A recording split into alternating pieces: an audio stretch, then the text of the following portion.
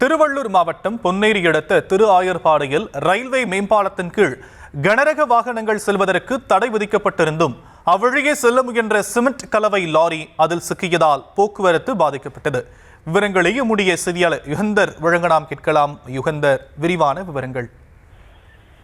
நிச்சயமாக ஷாம். திருவள்ளூர் மாவட்டம் பொன்னேரி அடுத்த திருவாயூர்பாடியில் வட மாநிலங்களுக்கு செல்லும் கும்மிடிப்பூண்டி மார்க்கமாக செல்லும் ரயில்கள் மேம்பாலமானது அமைந்துள்ளது.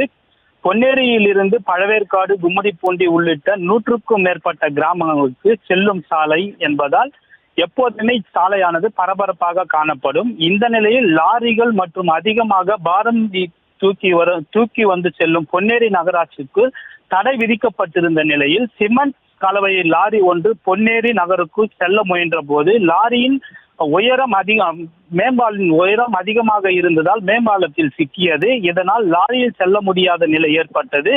இதனால் கல்லூரி மருத்துவமனைக்கு செல்லும் பயனாளிகள் முற்றிலும் போக்குவரத்து நெரிசலில் பாதிக்கப்பட்டனர். இந்த நிலையில் போக்குவரத்து காவலர்கள் ஒருவரும் அங்கே இல்லாததால் அதிகமான போக்குவரத்து நெரிசலானது ஏற்பட்டிருக்கிறது. சாலை மார்க்கமாக கல்லூரி, மருத்துவமனை அனைத்து பல்வேறு வழிகள் தான் இவ்வழியாகத்தான் வர வேண்டும்.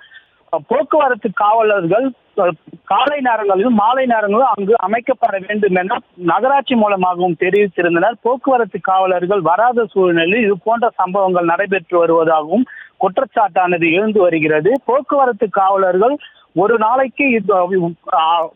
நாளைக்கு காவலர்கள் இத்தனை வழக்கு போட வேண்டும் என ஆங்காங்கே தொலை தூரத்தில் நின்று வழக்குகள் பதிவு செய்வதில் மட்டுமே மும்முரம் காட்டுகின்றனர்.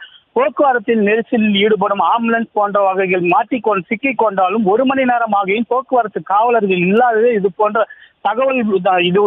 தகவல் நடைபெற்று வருவதாகவும் போக்குவரத்து காவலர்கள் பள்ளி கல்லூரிகள் செல்லும் வழியில் ஆங்காங்கே போக்குவரத்து சீர் செய்ய வேண்டும் எனவும் அப்பகுதி மக்கள் குற்றம் சாட்டி வருகின்றனர்.